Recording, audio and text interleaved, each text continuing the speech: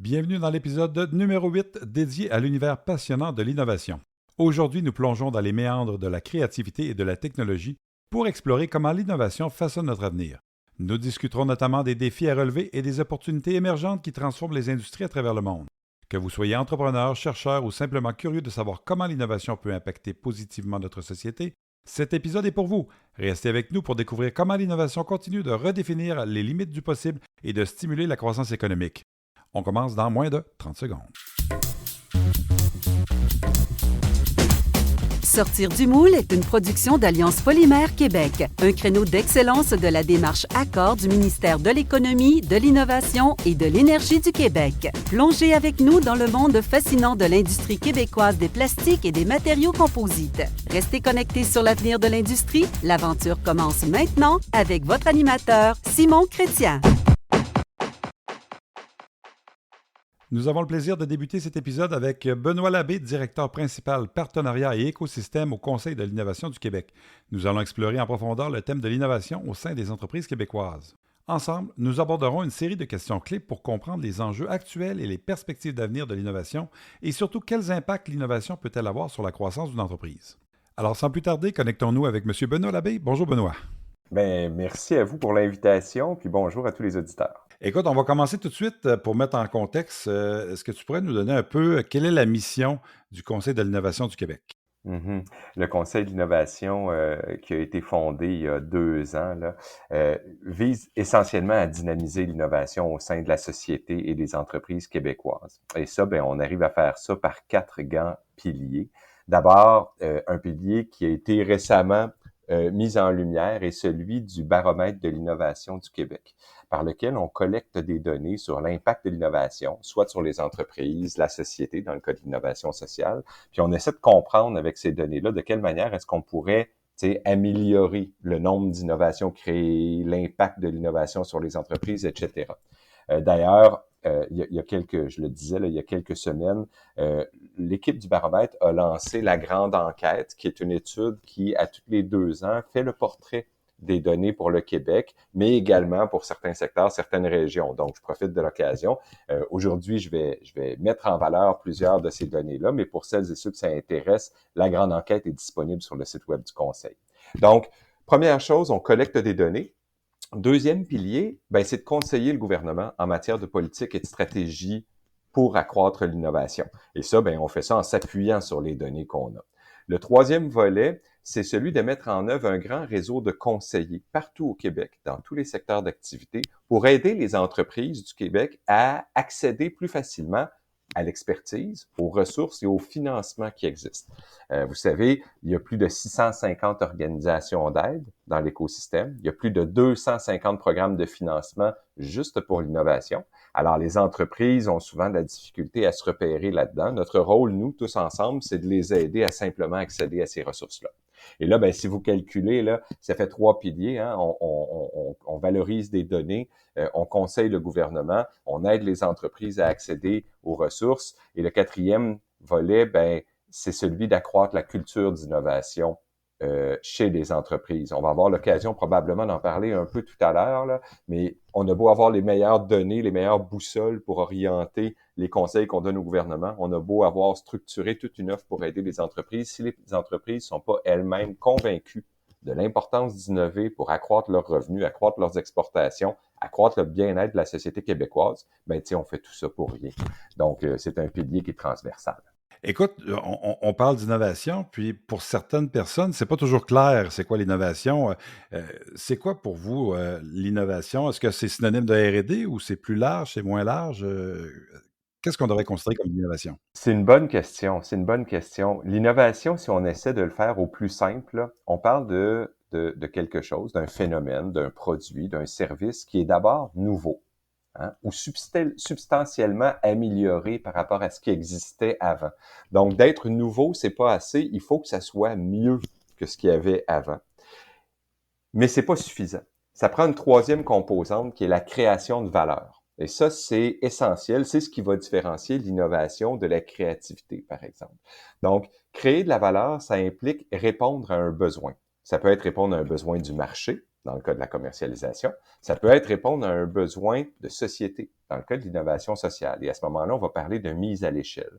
Mais dans tous les cas, on ne parlera pas d'innovation avant d'avoir constaté la création de valeur, d'avoir constaté le besoin auquel ça répond sur le marché ou sur la société. À cet effet, on peut parler là d'innovation, on peut parler bien sûr de nouveaux produits, nouveaux services, mais on peut parler d'innovation en termes de nouveaux procédés. On parle d'innovation environnementale, on parle d'innovation sociale.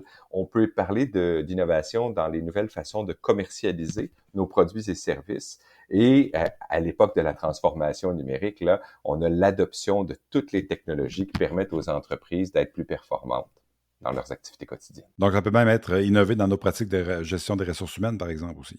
Absolument, absolument. Et au Québec, c'est un secteur dans lequel on est particulièrement en avance. C'est ce qu'on appelle l'innovation organisationnelle. Et puis, au Québec, là, comment on se positionne au niveau des dépenses, principalement en recherche et développement? On pourrait aller en innovation, mais si on va plus spécifiquement là, à R&D, comment on se positionne au Québec de ce côté-là? Oui, la R&D, c'est des données qui sont souvent utilisées pour calculer la capacité d'innovation d'une société. Et c'est une donnée qui nous inquiète au Québec. C'est un peu une des données à l'origine de la création du Conseil de l'innovation. Parce que on utilise la notion de DIRDE, là, pour les non-initiés. Là, la DIRDE, c'est la dépense industrielle. Donc, la dépense que font les entreprises en recherche et développement, qu'on compare avec la progression du PIB pour être capable de les comparer d'une juridiction à l'autre. Et depuis 2000, nos données d'ancrage vont être 2000 à 2020, là, puisque les prochaines données vont sortir. Ce sont des données qui sont issues de Statistique Canada. On parle d'une diminution de la DIRDE, donc des dépenses de recherche en R&D par les entreprises en comparaison avec le PIB. Au Québec, une diminution de 25%. Et pourquoi c'est inquiétant, ça, là? En comparaison au Canada, c'est presque stable. Ça a diminué de seulement 3%. Mais quand on se compare aux pays de l'OCDE, eux ont une croissance de 32% par rapport donc à la moyenne, donc à la croissance du PIB.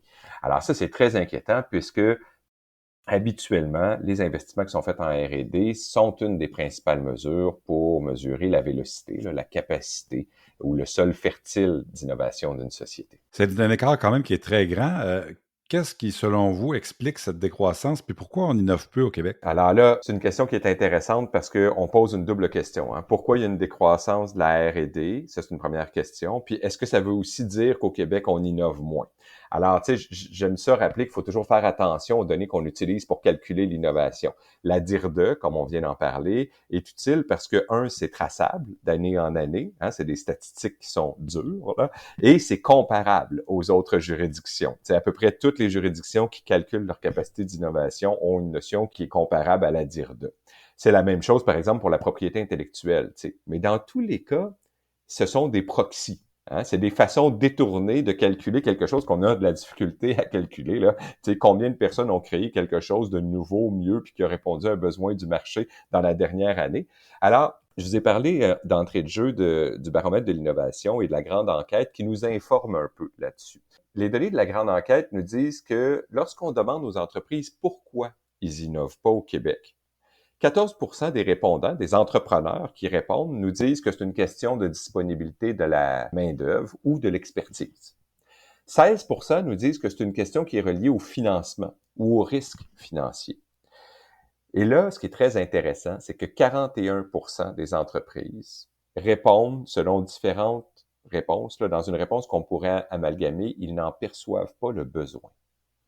Donc, il y a 41% des entrepreneurs qui ont répondu au sondage, là, qui est un bassin avec une marge d'erreur qui est très satisfaisante. 41% des entreprises qui affirment simplement ne pas voir de besoin d'innovation. Et ça, c'est très, très préoccupant pour nous pour deux raisons. D'abord, parce que l'innovation n'est pas linéaire. Si on veut obtenir un résultat d'innovation, souvent, il faut essayer 1, 2, 3, 4 fois avant d'y arriver. Alors qu'il y a 41% des entreprises qui soient là au neutre à ce niveau-là, c'est affolant. Pourquoi c'est affolant? Parce que j'aime le dire là en toute bienveillance aux entrepreneurs qui nous écoutent, si en ce moment vous générez du profit dans une part de marché, ben c'est certain que tôt ou tard, il y a une autre entreprise qui va essayer de développer un produit qui est probablement nouveau, peut-être mieux, et qui va répondre à un besoin de votre marché, donc une innovation par laquelle il va essayer de venir chercher une part de votre marché. Alors, l'innovation, c'est aussi une façon de s'assurer qu'on conserve ce qu'on a acquis puis qu'on fait croître l'expertise qu'on a. On a creusé ça un peu, là, et lorsqu'on demande aux entreprises pourquoi, donc, quels sont les freins perçus, 59%, donc le plus large bassin, 59% des entreprises qui n'ont pas innové affirment que c'est la compétence des dirigeants en innovation ou la perception de l'impact de l'innovation qui est en cause. Donc, si on résume la réponse à votre question, on n'a pas la science infuse, là, mais les données qu'on commence à collecter par le biais du baromètre de l'innovation nous disent que, dans le fond, ce qui serait en cause au Québec, c'est davantage lié à la culture d'innovation au sein des entreprises. Et une fois qu'on aurait identifié ça, bien là, on a tous un rôle actif qu'on peut jouer pour activer, favoriser, faire mousser cette culture d'innovation-là. Je vais sortir un petit peu du cadre, puis vous poser une question piège. Est-ce qu'on a une idée au niveau sociologique? Est-ce que c'est un problème culturel des Québécois et Québécoises? Puis l'innovation, est-ce que ça s'est perdu avec le temps? Parce que si on a une décroissance, ça veut dire qu'on était plus haut avant ou on était vraiment pas haut, puis on a diminué encore plus. Est-ce qu'on a perdu, selon vous? Ben, c'est une question qu'on se pose, c'est une question sur laquelle, là, évidemment, ça va prendre plusieurs données sur plusieurs années, puis il va falloir qu'on demande à des collègues en sociologie de s'en mêler. Au Québec, on le sait, on est une culture, une société de patenteux, on le dit souvent. Hein. On aime ça, on a dans nos gènes une amélioration, une volonté continue d'amélioration de la façon de faire. Il y a une bonne nouvelle dans ce que je vous disais. C'est sûr que quand on regarde la DIRDE, quand on regarde la propriété intellectuelle, on s'inquiète. Par contre, entre 2020 et 2022, le nombre de nouveaux produits, le nombre de nouveaux services, le nombre de nouvelles façons de gérer notre organisation, vous avez parlé d'entrée de jeu, là, des innovations en culture organisationnelle ou en ressources humaines, était en baisse radicale. Et là, entre 2022 et 2024, on observe un revirement de situation. Donc, à la fois au niveau de la façon de créer des nouveaux produits, de les commercialiser, de gérer son entreprise, non seulement on a un renversement de la tendance, mais on dépasse les pourcentages, les taux qu'on avait en 2020. Est-ce qu'on est en train d'observer un changement au niveau de la culture d'innovation? Ben, il va falloir attendre encore 2 ans pour avoir une confirmation de ça. Et puis, si on voulait justement convaincre les entreprises d'investir en innovation, qu'est-ce qu'on pourrait leur donner? Pourquoi qu'une entreprise devrait investir en innovation? Bien là, les données de la grande enquête sont éclairantes et sont sans équivoque. Là. Une entreprise qui a fait au moins un projet d'innovation par rapport à celles qui n'en ont pas fait, okay, sont 2,5 fois plus nombreuses à prévoir une croissance des revenus de 5% et plus. Elles sont 2,4 fois plus nombreuses à prévoir une croissance significative des exportations. Ce sont des moyennes, ce que je vous dis. Là, attachez-vous, parce que si on isole les entreprises qui collaborent avec l'externe, qui font de l'innovation collaborative, et qu'on ajoute celles, on réduit encore la taille à celles qui investissent en R&D. Et on réduit encore la taille à celles qui commercialisent leurs innovations. Donc là, imaginez-vous, là, on parle vraiment des entreprises qui ont des portefeuilles d'innovation structurés, puis qui ont intégré la culture d'innovation au sein de leurs activités quotidiennes. Bien, la croissance observée est de 3,9 fois plus que celles qui n'ont pas de projet d'innovation. C'est pas banal. 3 fois plus, 3,9, donc presque 4 fois plus de revenus d'exportation. C'est ce qu'on pourrait souhaiter à toutes les entreprises du Québec. Quelles sont les pratiques organisationnelles qui stimulent la réalisation de projets d'innovation, selon vous? Bon, c'est intéressant parce qu'encore une fois, pour la première fois, cette année, la grande enquête a posé la question pour qu'on essaie d'identifier, mais qu'est-ce qui fait la grande différence? Si c'est la culture d'innovation, le problème au sein des grandes entreprises, qu'est-ce qu'on est capable d'identifier comme critère? Et pour bien le comprendre, là, il faut diviser, si on veut, le processus d'innovation en 3 phases. Il y a la phase qu'on pourrait dire d'idéation, dans laquelle on trouve c'est quoi la prochaine bonne idée qu'on voudrait faire. Une fois qu'on a trouvé cette idée-là, ben il y a la phase d'expérimentation. Là, comment on fait pour la développer, pour la tester, pour la prototyper. Puis après ça, ben il y a la phase de valorisation. Comment on fait pour la déployer, pour créer de la valeur sur cette innovation-là.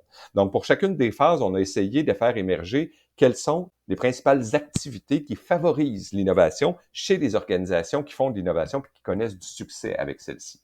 Alors, au niveau de l'identification de l'opportunité et d'idéation, ça, je trouve ça très intéressant pour les entreprises, les entrepreneurs ou les employés qui sont intéressés par l'innovation et qui nous écoutent en ce moment parce qu'il y a des choses qu'on peut faire là-dessus qui sont à très faible coût, voire à coût nul, qu'on serait capable de commencer demain dans notre entreprise. Ce qui a le plus d'impact, on le dit d'entrée de jeu, c'est le support des dirigeants. Donc, de s'assurer que nos dirigeants connaissent l'innovation, connaissent l'impact de l'innovation, puis sont intéressés ou intégrés à même les réflexions sur l'innovation au sein de l'entreprise. Le deuxième élément qui a le plus d'intérêt, c'est la capacité de mettre en place des processus d'innovation. Alors là, il y a beaucoup de littératie là-dessus. Il y a beaucoup de formations qui existent à cet effet-là. Et on remarque que, aussi simple soit-il, dès qu'il y a des processus qui favorisent ça, c'est 1,79 fois plus de succès corrélé pour une entreprise qu'une entreprise qui le fait de façon organique, c'est-à-dire sans processus. La troisième activité qui a le plus d'impact qu'on peut mettre en place, bien, c'est sûr, c'est la formation en innovation, mais c'est de mettre en place des processus de veille stratégique. Et là, les entreprises peuvent le faire d'elles-mêmes. Mais les créneaux, certains créneaux, de par leurs activités, ont un effet de levier important dans la capacité justement de reconnaître qu'est-ce qui se fait dans mon secteur d'activité, comment est-ce que je peux regarder mes compétiteurs ou mes alliés stratégiques, c'est selon, à percer des nouveaux marchés ou à voir les prochaines tendances qui arrivent. Et le quatrième volet, toujours au niveau de l'innovation, ben les entreprises qui ont une personne qui est dédiée à l'innovation ou un groupe dédié à l'innovation, ben ont une corrélation de presque 1,5 fois, là, c'est 1,47 la donnée, fois plus de chances d'obtenir des succès dans leurs innovations. Alors, avoir le support des dirigeants, mettre en place des processus d'innovation, mettre en place la veille stratégique et de la formation, puis avoir une personne dédiée, c'est ce qui favorise le plus la capacité d'une entreprise à créer des nouvelles idées. Maintenant, au niveau de l'expérimentation, bien, les entreprises qui ont des espaces qui sont dédiés à l'exploration ou à l'expérimentation semblent être l'activité qui a le plus d'impact positif sur l'innovation. Là, je me rappelle, là, on a été la dernière fois en Gaspésie visiter une entreprise qui s'appelle Kuma Brake. Eux font des freins pour les éoliennes et j'étais étonné de voir comment l'innovation prend forme sous toutes sortes d'aspects dans l'usine de façon très pragmatique. Et il y a des stations un peu partout d'éléments du processus qui sont en amélioration continue. On pourrait dire des tables de patentage ou de bisounage, OK? Où là, n'importe qui peut s'arrêter là. Le problème, il est exposé. Là, le bearing qui tourne mal, il est exposé là. Puis n'importe qui peut contribuer, essayer de trouver une solution comme ça. Alors, ça peut être des fois, je le dis parce que ça peut être très empirique, là. Tu sais, l'innovation n'est pas réservée à une élite de chercheurs ou etc. On dit souvent que Garneau, lorsqu'il a fait ses premiers casques, il a fait sa R&D en achetant, l'histoire dit, une vingtaine de casques, puis en les lançant par terre, puis les frappant avec des masses pour voir qu'est-ce qui résistait le mieux. Alors bon, il faudra qu'un jour que je lui demande si c'est bien le cas. Donc, premier aspect, avoir des espaces d'expérimentation, d'exploration. Deuxième aspect au niveau de l'expérimentation, et ça c'est très intéressant, avoir des processus d'élimination des projets. On le sait, sur 1000 idées, il va y avoir 100 projets. Sur 100 projets, il va y avoir 2 succès de commercialisation. Ce ne sont pas des ratios scientifiques, c'est pour donner une idée. Alors, l'importance qu'on a de tout de suite mettre en place des processus qui nous permettent de tester, puis si le projet est pas bon, de l'enlever. Parce que la propension des humains est de s'attacher aux processus d'innovation dans lesquels ils sont. Et des fois, dans le fond, de tellement tenir à réaliser un projet d'innovation qu'on réalise pas à un moment donné que les coûts dépassent la valeur du projet. Il faut toujours garder le coût-bénéfice et s'assurer que nos projets d'innovation demeurent alignés avec les objectifs d'affaires de l'organisation ou les objectifs de la société si on fait une innovation sociale. Donc, au niveau de l'expérimentation, si je résume, avoir des espaces d'exploration, d'expérimentation, avoir des processus qui permettent des kill switch, comme on dit en anglais, là, des processus qui permettent de mettre fin à un projet qui s'avère être une fausse bonne idée, sont les 2 activités qui ont le plus d'impact sur la culture d'innovation. Au niveau de la valorisation, ben là, on a moins de données là-dessus, mais c'est certain que ce qui se démarque du lot, c'est tout ce qui est l'emploi d'outils de protection ou de valorisation de la propriété intellectuelle.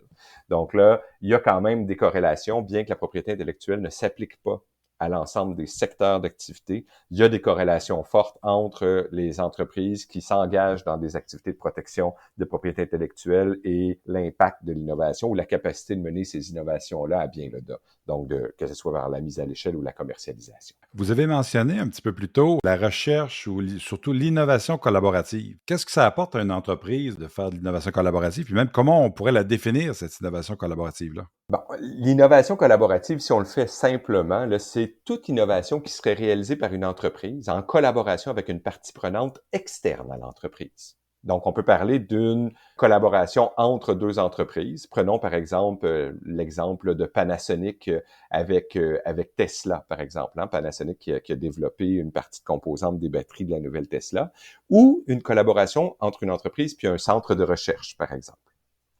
Au sein de l'innovation collaborative, il y a une famille ou un sous-groupe, si on veut, que nous, on appelle la recherche-industrie. Donc ça, c'est de l'innovation collaborative, mais qui est faite spécifiquement avec un centre de recherche public ou académique. Et là, pourquoi je prends la peine de distinguer les deux? Parce qu'au Québec, on a fait le choix collectivement de miser sur la recherche-industrie pour encourager les entreprises à bénéficier de l'expertise qui est disponible dans les centres de recherche publics et académiques. Là, je vais vous donner un exemple. Là. Tout récemment, je pense cette semaine, le CRIM, le Centre de recherche informatique de Montréal, qui est spécialisé en intelligence artificielle, a annoncé une collaboration avec Bell pour développer des nouveaux algorithmes et aider donc un de nos fleurons en télécommunications dans ses prochains cycles d'innovation. Alors, quels sont les bénéfices de la recherche-industrie? Bien, d'abord, c'est de l'accès à de l'expertise de calibre international.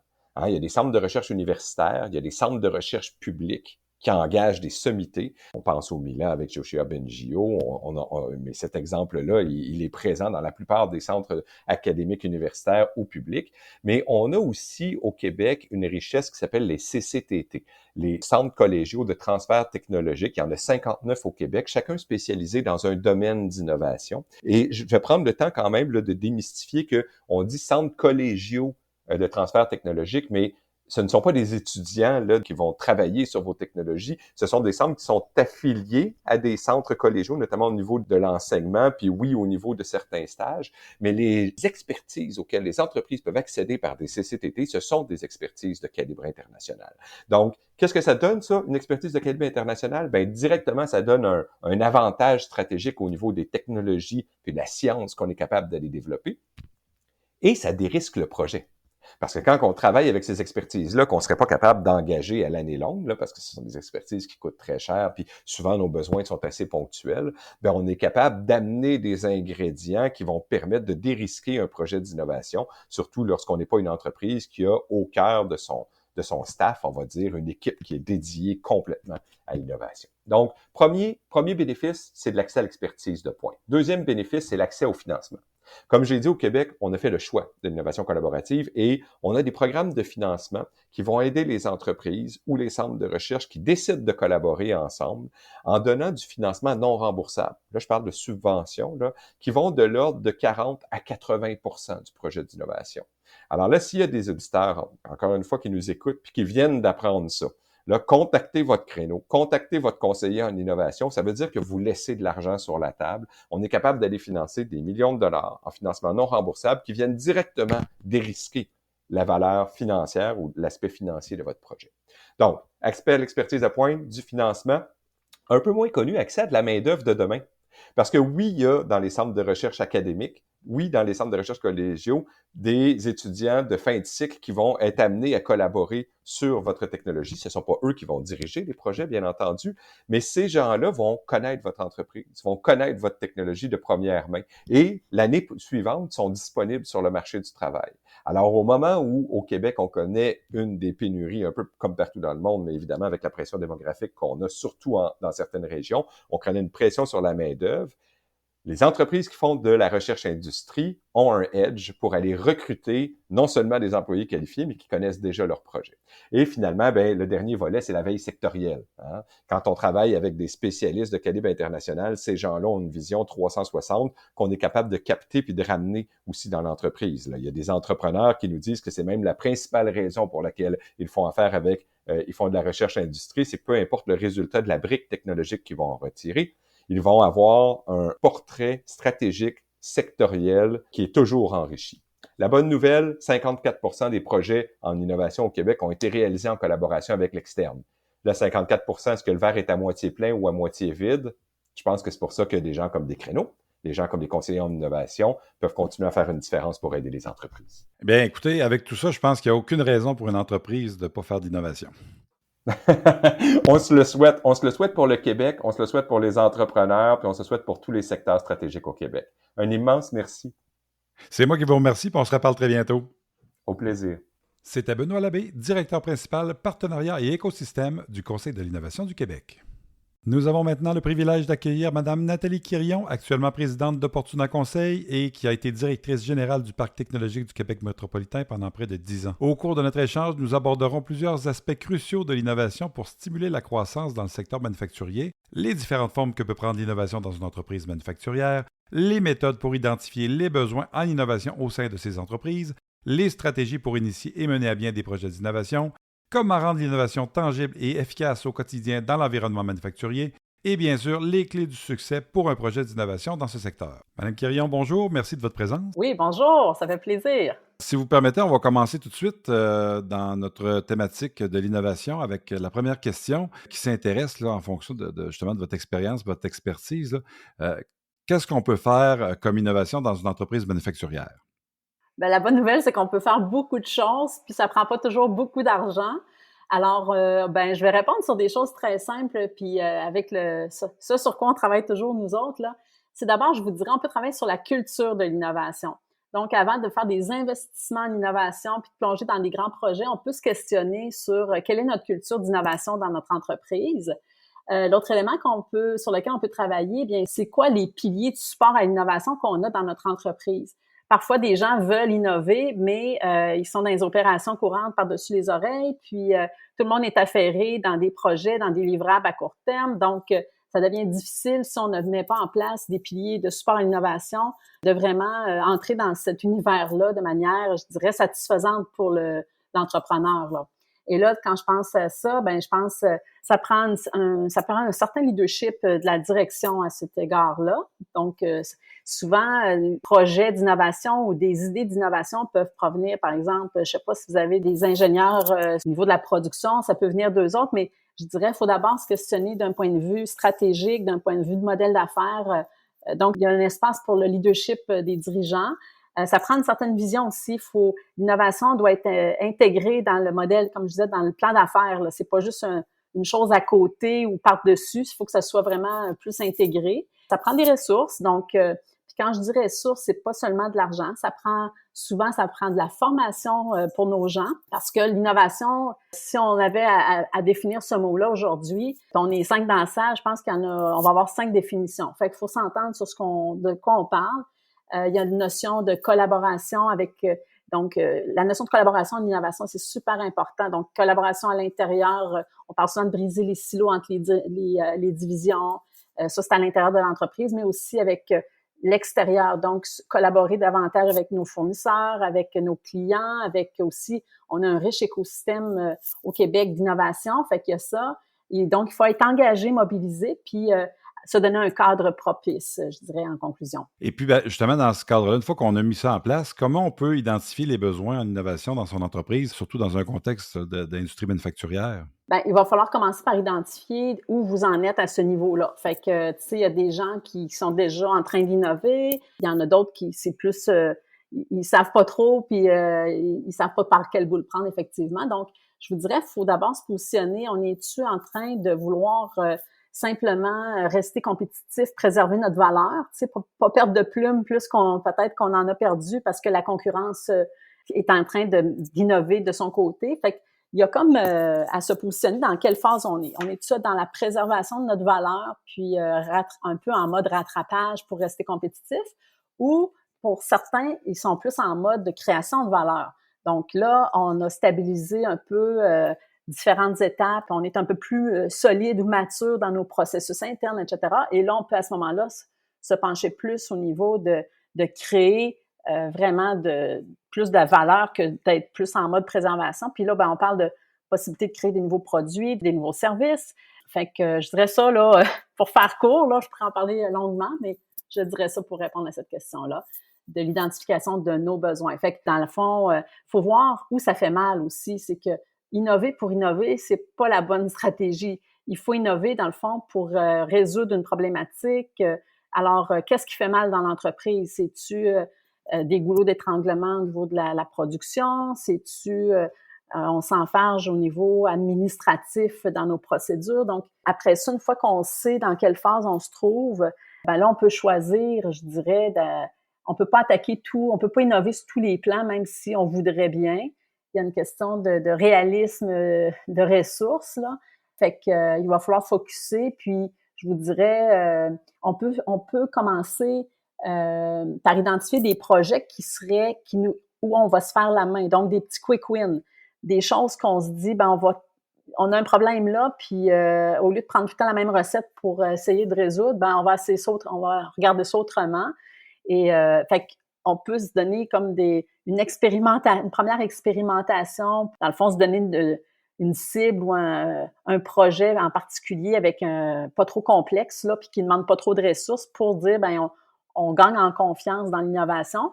Puis un petit peu plus tard, on peut dire, on a un grand besoin je sais pas moi, de robotiser ou tout ça. Ben ça, c'est des plus grands chantiers. Puis comme je disais, il faut être prêt à attaquer des gros dossiers comme ça, là. Puis justement, dans ce sens-là, comment on peut mettre toutes les chances de notre côté en entreprise? Vous l'avez mentionné en début d'entrevue, que les équipes sont passablement toujours très occupées, ils éteignent des feux, l'innovation passe pas toujours nécessairement en premier. Comment on peut s'assurer que justement les projets vont se rendre à terme? Oui, en ayant des quick wins, on se donne des beaux exemples de réussite, mais des fois, ça demande des projets à plus long terme, puis il faut être capable de les porter puis de ne pas abandonner en cours de route. Est-ce qu'il y a des stratégies à adopter, des façons d'aborder ça pour s'assurer qu'on va pouvoir aller jusqu'au bout, on va pouvoir en tirer tous les bénéfices? Oui, bien, tout à fait. Bien, d'abord, ça va prendre des porteurs. Quelqu'un qui ferait ça par-dessus la pile de d'autres responsabilités. Je pense que ça devient parfois utopique, là, même si des gens sont très motivés, s'ils sont rattrapés par les opérations, je dis ça tout le temps, là, les opérations courantes, ben là, on perd un peu le momentum, on perd le rythme, parce que je disais tantôt, faut être motivé, il y a une certaine forme de prise de risque dans l'innovation, parce que on n'est pas dans les opérations courantes, on fait différemment, donc ça prend des porteurs. Ça, c'est une première, je dirais, considération. Puis si on n'en a pas à l'interne, parce que là, tout le monde est occupé, ben là, il faut être créatif, puis se poser la question, je peux-tu dégager quelqu'un, dégager un certain pourcentage de ses tâches, je peux-tu créer un comité multidisciplinaire, parce que pour innover aussi, un des éléments clés, c'est l'interdisciplinarité. Fait que c'est pas juste une question d'ingénieur, c'est aussi, ça peut provenir de l'administration, ça peut être avec quelqu'un qui est sur le terrain d'un point de vue plus vente.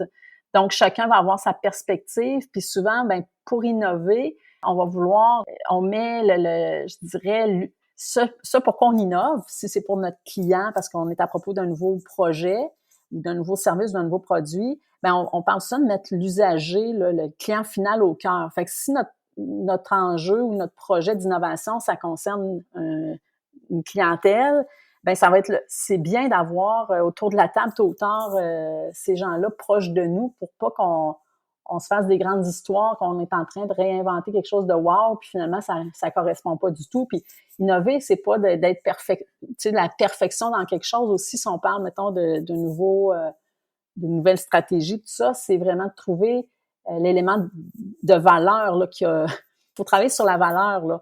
Fait que je pense qu'il faut comprendre l'impact de l'innovation sur l'ensemble de notre chaîne de valeur. Fait que accepter qu'il va y avoir du risque, commencer par des petits projets pour valider notre capacité d'innovation, utiliser les réseaux disponibles. Je reviens à ça, c'est que on a des infrastructures au Québec avec des experts, des laboratoires, les centres de recherche dans les collèges, les CCTT. On a aussi beaucoup d'universités qui sont de plus en plus tournées vers une volonté de transférer le savoir, la connaissance au bénéfice des entreprises, au bénéfice de notre société en général pour résoudre des problématiques de plus en plus complexes. Fait que je pense que dans les conditions de succès, d'avoir quelqu'un qui est en charge, de pas hésiter à s'entourer de gens qui connaissent ça, puis je dirais de prendre son temps là, tu sais, trop vouloir plonger vite, on peut faire des faux pas. Fait que sans perdre du temps, je pense qu'il faut se donner une perspective, là, puis pas prendre la première personne du bord qu'on rencontre puis qui nous en parle. Faut asseoir d'abord notre réalité d'entreprise. Faut s'éduquer, hein, parce que éduquer d'un point de vue de dirigeant, éduquer d'un point de vue des principaux dirigeants, va falloir aussi travailler, anticiper que si on implante, par exemple, des nouvelles technologies en entreprise, les gens, des fois, ils font des plans de match d'innovation pour entrer des robots, ils vont chercher des millions, ils font en faire, tu sais, ils pensent à tout sauf à la gestion du changement, à la formation, puis l'information pour onboarder, puis je dirais le personnel. Fait que si ça c'est absent, c'est souvent les cas d'échecs, pas des échecs technologiques. Souvent les projets, c'est des échecs humains, là. Fait que je pense qu'il faut toujours penser en double, là, penser le côté technique puis le côté vraiment humain, là. Si on résume, dans le fond, un peu tout ça, les clés du succès, c'est d'avoir des piliers dans l'entreprise, d'avoir des ressources dédiées à l'innovation. Donc, c'est pas une surcharge par-dessus leurs tâches régulières. Ils sont dédiés à ça. Et puis, c'est de se faire des projets qui sont d'une envergure raisonnable, atteignable, pour être sûr d'avoir des succès et ne pas étirer des projets. C'est très, très bien résumé. Puis tantôt, j'ai dit, il faut être créatif. Quand on n'a pas les ressources à l'interne, moi, je pense que souvent, le frein à l'innovation, là, puis la question m'est peut-être pas posée, mais je vais en mentionner rapidement, c'est souvent les gens disent, j'ai pas le temps, j'ai pas l'argent, puis j'ai pas les ressources. Alors, moi, je dis, l'argent, elle est là, l'argent, elle est peut-être pas dans votre portefeuille direct, mais il y a beaucoup de leviers au niveau financier. Ensuite, le temps, ben là, c'est une question de stratégie. Si vous prenez jamais le temps d'y penser, ça arrivera jamais. Donc, à un moment donné, dans votre meeting annuel de lac à l'épaule ou de votre plan stratégique, il faut dire qu'est-ce qu'on fait avec cette idée-là de l'innovation. Comment, alors ça, c'est des bons moyens d'y penser. La notion de ressources humaines, le personnel, si on ne l'a pas à l'interne, puis que on a juste les équipes de direction, on voit ça souvent dans le manufacturier, des équipes dirigeantes qui sont déjà très, très affairées, la cour est pleine, puis du personnel d'usine qui sont équipés, puis qui n'ont pas nécessairement la capacité de temps ou même de savoir pour porter des projets d'innovation. Bien là, à ce moment-là, il y a des stratégies d'innovation ouverte, là, c'est-à-dire d'aller chercher à l'extérieur des personnes. Puis ça peut passer par des étudiants des fois, de prendre un stagiaire, un ingénieur stagiaire qui vient faire un projet chez vous, qui peut porter un bout tu sais, partir un peu le bal, puis vous permettre d'y goûter à cette idée de vous entourer différemment. Fait qu'il y a beaucoup de stratégies à ce niveau-là qu'on pourrait discuter, là. Et en terminant, est-ce que vous avez un indicateur ou en fait une cible qui permettrait aux entrepreneurs de se donner des objectifs puis de voir qu'est-ce qui est important d'investir annuellement dans son entreprise en innovation pour réussir à performer ou à demeurer compétitif? Est-ce qu'il y a un montant ou un pourcentage du chiffre d'affaires, par exemple, qu'une entreprise manufacturière devrait se donner comme objectif dans sa planification financière annuelle? Écoutez, j'aurais pu sortir des grandes statistiques, là. J'aurais pas de réponse parfaite à cette question-là. Dans le fond, il faut que vous innoviez en fonction de votre réalité, en fonction de votre concurrence. Si vous êtes en mode rattrapage, il va peut-être falloir en mettre un peu plus. S'il y en a qui ont fait des investissements au fur et à mesure, ben c'est une autre réalité, là. Donc, à savoir sur quel est le pourcentage du chiffre d'affaires qu'on devrait investir annuellement, moi, je dirais, il n'y a pas de bonne ou mauvaise réponse à ce niveau-là. La seule chose que je dirais, c'est qu'il faut investir en innovation. L'erreur à faire, ce serait de fermer les yeux. Pourquoi? C'est que investir en innovation, c'est tu sais, ça peut paraître gros puis ardu, mais en bout de ligne, c'est pour se faciliter la vie, c'est pour s'enlever des tâches parfois répétitives, ça peut être pour diminuer nos taux de rejet si on est en usine. C'est certainement pour, tantôt en début d'intervention, je parlais de la création de valeur ou de la préservation de valeur. Dans l'optique au Québec où il y a de plus en plus de reprenariat là, qui se dessine, des gens qui vont laisser la place à d'autres, ben on veut qu'il y ait cette transmission d'entreprise. Puis pour qu'il y ait cette transmission-là, ben il faut que les dirigeants en poste actuellement investissent en innovation pour envoyer un signal, dans le fond, qu'on n'est pas dépassé trop par les événements. Donc, je dirais ça, il faut faire le saut. Puis, si on ne sait pas trop par quel bout commencer, parce que moi, c'est ça que les gens me disent, on veut, mais on ne sait pas comment, par quel bout le prendre.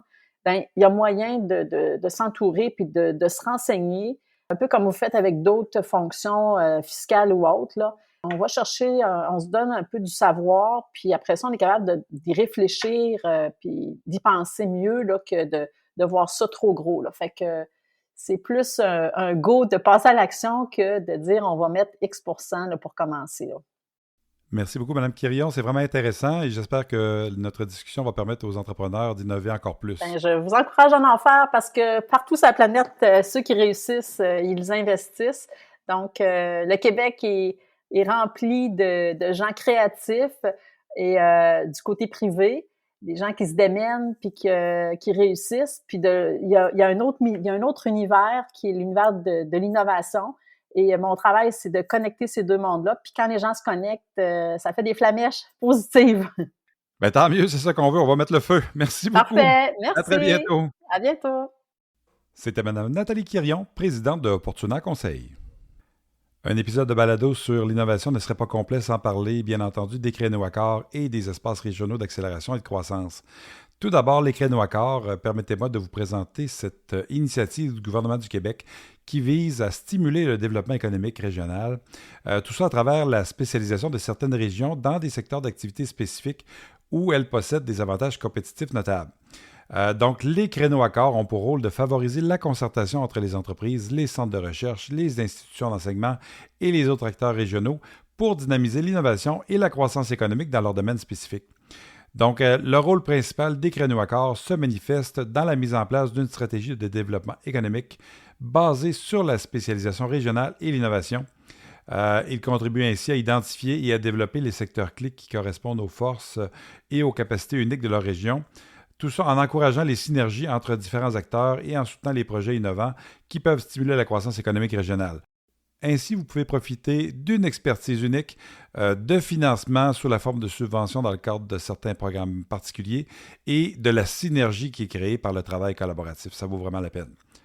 Parlons maintenant des espaces régionaux d'accélération et de croissance, aussi connus sous l'acronyme ERAC, E-R-A-C. Donc, les espaces régionaux d'accélération et de croissance du Québec représentent une initiative majeure pour stimuler le développement économique régional par l'innovation et la collaboration. Ces espaces sont conçus pour aider les entreprises à accélérer leur croissance et à renforcer leurs capacités compétitives sur les marchés nationaux et internationaux. Qu'est-ce que sont plus précisément les ERAC? Les ERAC, ce sont des hubs d'innovation régionaux qui offrent des ressources et des services aux entreprises pour soutenir leur développement et leur expansion. Ils visent à faciliter l'accès à divers programmes et services d'accompagnement, de financement et de soutien technique. Leur offre de services est très variée, qui inclut notamment, et même sans s'y limiter, de l'accompagnement personnalisé. Donc, ils vont offrir des conseils stratégiques qui sont adaptés aux besoins spécifiques de chaque entreprise. Ils vont offrir un accès à des réseaux d'experts. Donc, ils vont vous mettre en connexion avec des experts et des spécialistes dans divers domaines, autant le marketing, la finance, l'exportation et autres domaines en lien avec l'innovation. Ils vont offrir des programmes de formation sous la forme d'ateliers, de séminaires, pour développer les compétences des entrepreneurs et de leur équipe. Et finalement, vont avoir un service d'aide au financement par l'orientation et l'aide dans la recherche de financement public et privé.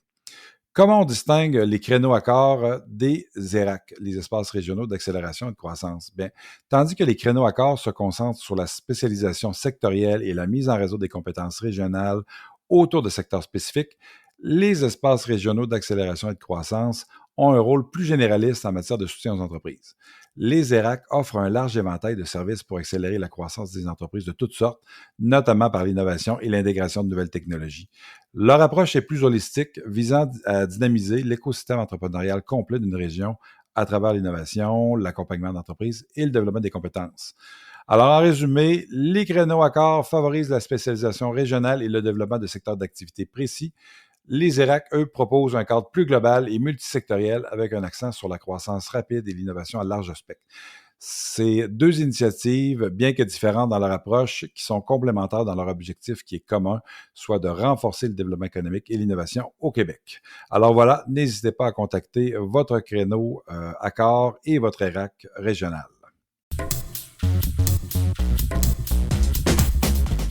D'ici à notre prochain épisode, continuez à innover, à questionner et à sortir du moule. N'oubliez pas de partager cet épisode, de cliquer j'aime et de vous abonner à notre balado. Merci d'avoir été avec nous aujourd'hui. Je suis Simon Chrétien et c'est un plaisir de partager ce moment avec vous. À la prochaine sur Sortir du moule. Pour joindre la communauté de l'industrie des plastiques et des composites du Québec, visitez dès maintenant le portail polymèrequebec.com.